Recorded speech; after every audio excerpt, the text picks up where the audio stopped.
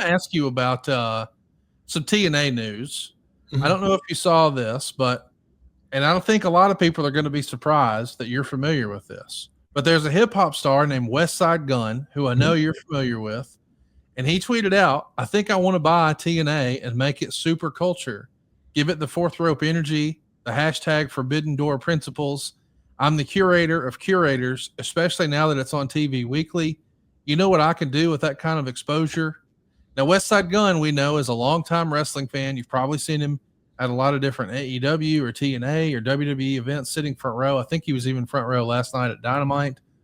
But you actually have a longer history with Westside Gunn than maybe some of our listeners even know about, right? Yeah, I can't remember the name of the song, but there was he had a rap song that came out, I don't know, it had to have been 8 years ago or more. But I was, Eazy-E, the character was my version of Eazy-E, not the hip hop version or rap version of Eazy-E, but the original version. But somehow I got weaved into one of his songs, and I had it on my playlist for quite a while. I was quite proud of it. He seems like a massive wrestling fan, so I'm not surprised. I think the name of the show is the name of the song is George Bondo, and there's a line in there where he says, "I'm impacting the culture like Eric Bischoff." I don't know why, but that makes me happy. I kind of like the idea. I know that a lot of people in the internet wrestling community are going to kind of roll their eyes and say, "Oh yeah, like a rapper is going to buy TNA." But legitimately, if there really was a for the culture promotion, I'm going to say primarily minority featured wrestling. Like there's been a big movement for inclusion, and there's been a lot of people who aren't happy with this person's not getting the right push, or there's not enough representation there.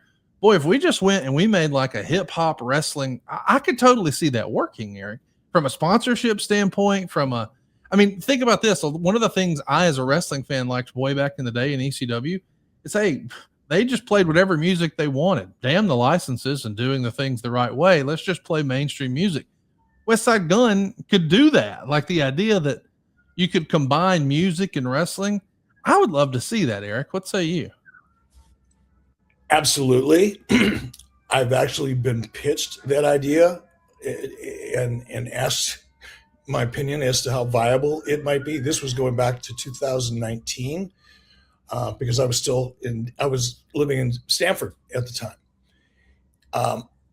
I think with the right vision, the right people doing it,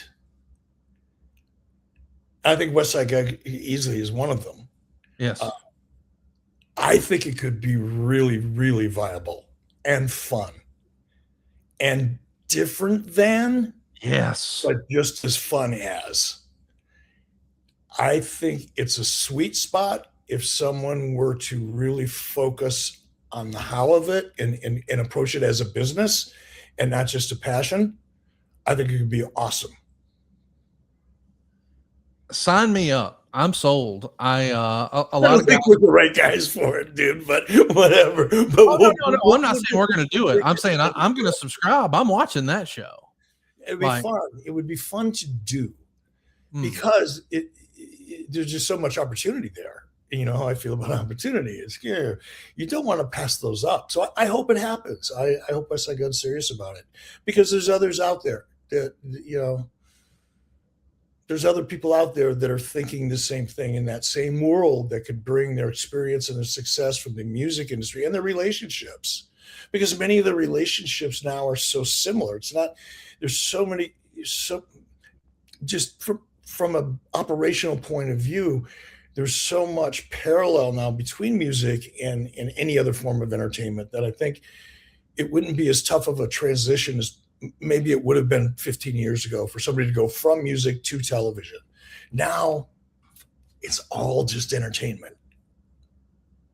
I love the idea. I hope it happens. I think it would be hugely successful. I think it will eventually happen. I mean, it makes all the sense in the world. Master P came to me with that idea. I met him in New York and he laid it out to me. I'm surprised he didn't do it.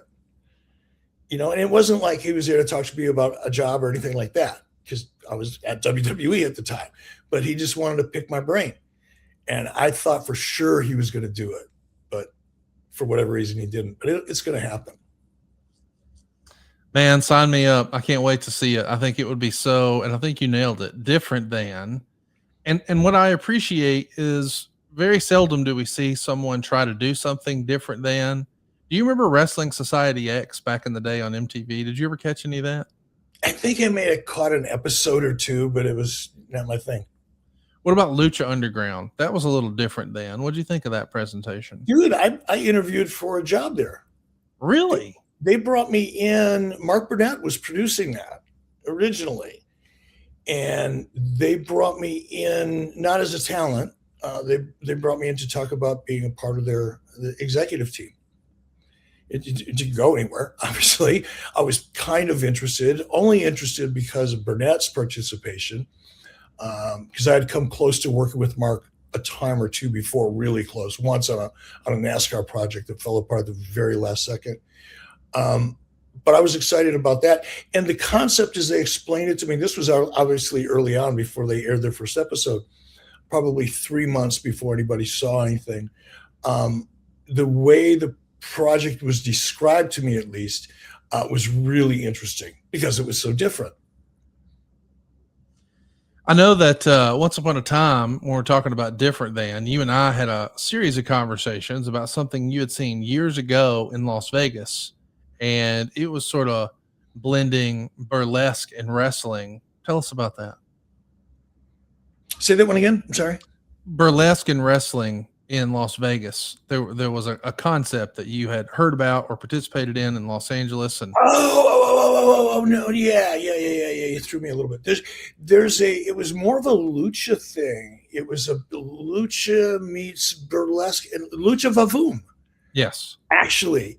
And Lucha Vavoom, it was a show that took place I don't know if they owned the bar or not, the nightclub, but it was a really, really popular show that kind of combined burlesque, but there were lucha matches that were going on, and then there'd be dancers going on, and it was all lucha themed, very Hispanic feel to it, and an audience composition. And what I wanted to do, and this is back when the Maloof brothers, I don't know if you remember the Maloof brothers.